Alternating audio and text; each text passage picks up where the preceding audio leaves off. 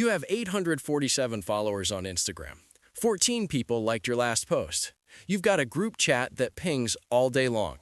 And yet, somehow, you've never felt more alone in your life. That's not a coincidence. That's a pattern. And once I show you what's actually behind it, you're going to feel two things at the same time.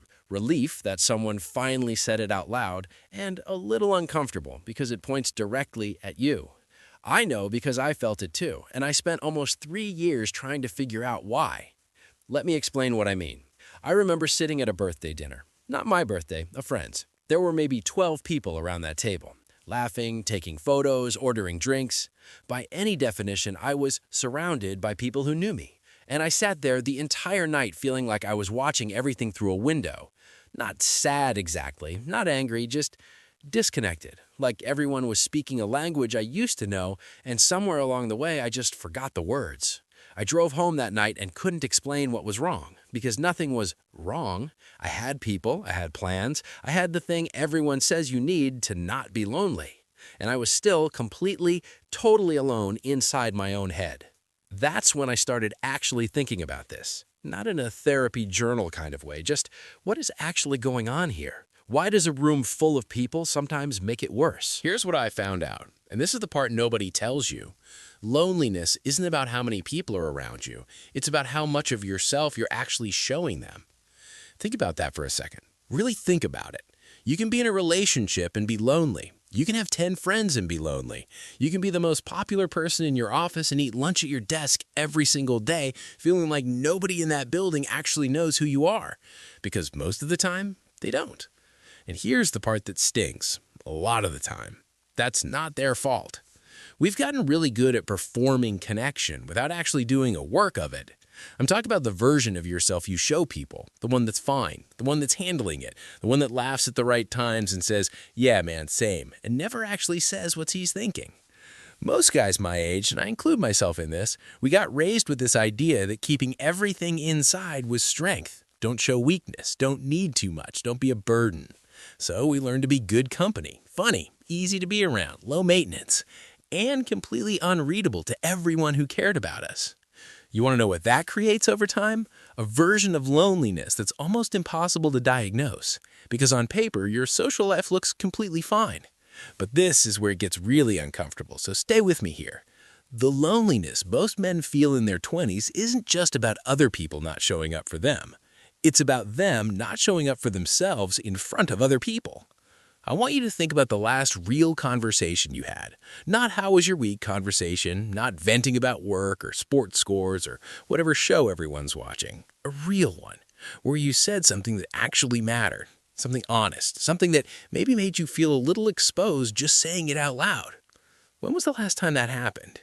For me, when I actually asked myself that question, I couldn't remember, and I'd been talking to people every single day.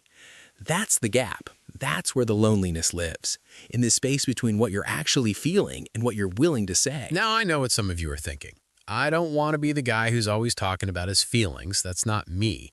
And I'm not telling you to go sit in the circle and cry. I'm not even saying you need to have some deep emotional conversation every week. I'm saying this.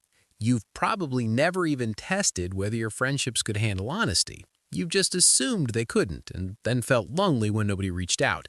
That's not a friendship problem. That's a risk problem. And here's the uncomfortable truth about risk. If you never take it, you never actually find out what's on the other side of it.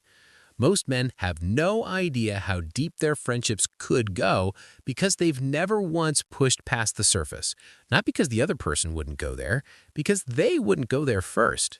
But let's go one level deeper, because there's another side to this that I think is even more important.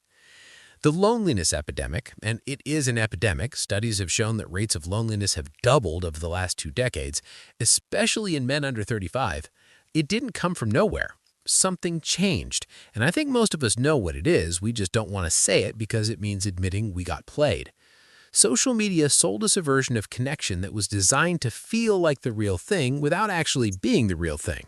You scroll, you see people's lives, you get little dopamine hits from likes and comments and the feeling of being seen, and your brain, which is not exactly built for the 21st century, slowly starts to confuse that for actual human connection.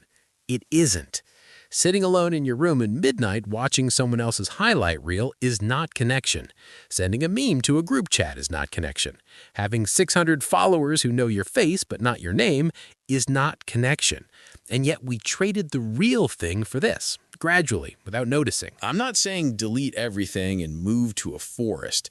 I'm saying be honest about what you're actually getting from it.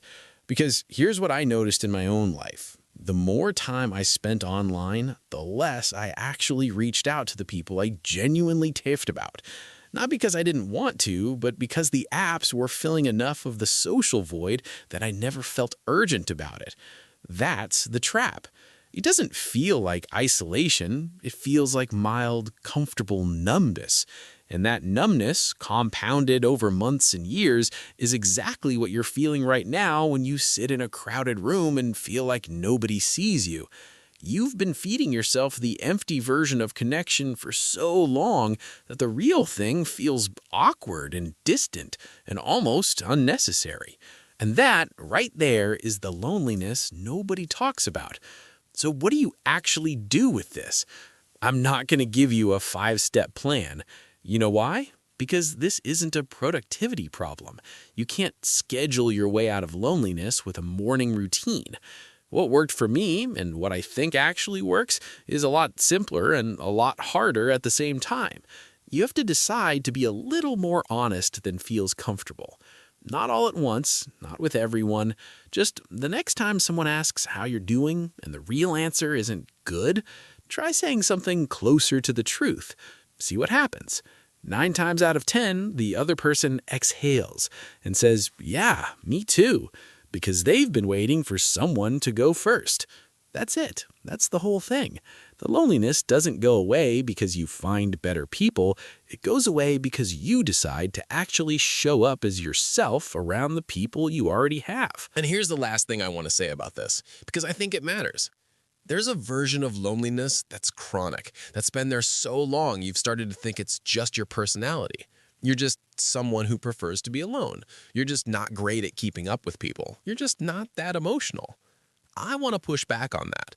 Most of the time, that's not who you are. That's a coping strategy that got so comfortable you started calling it your identity. You got hurt somewhere along the way. Maybe you opened up to someone and they didn't handle it well, or you tried to go deep in a friendship and it felt one-sided, or you just grew up in an environment where vulnerability was treated like weakness. And so you adapted. You became someone who doesn't need much, someone who's easy to be around but hard to actually reach. And the longer you stay in that, the more the loneliness compounds. The way out isn't dramatic. It's not a rebrand or a reinvention. It's just one honest moment at a time, one conversation where you said the actual thing, one friendship where you showed a little more than usual, one moment where you let yourself be known instead of just liked. That's how it shifts. Not overnight, but it shifts. And the alternative is staying exactly where you are, surrounded by people, completely alone. I don't think that's what you want, otherwise you wouldn't have watched this far. So start somewhere. Start small, but start.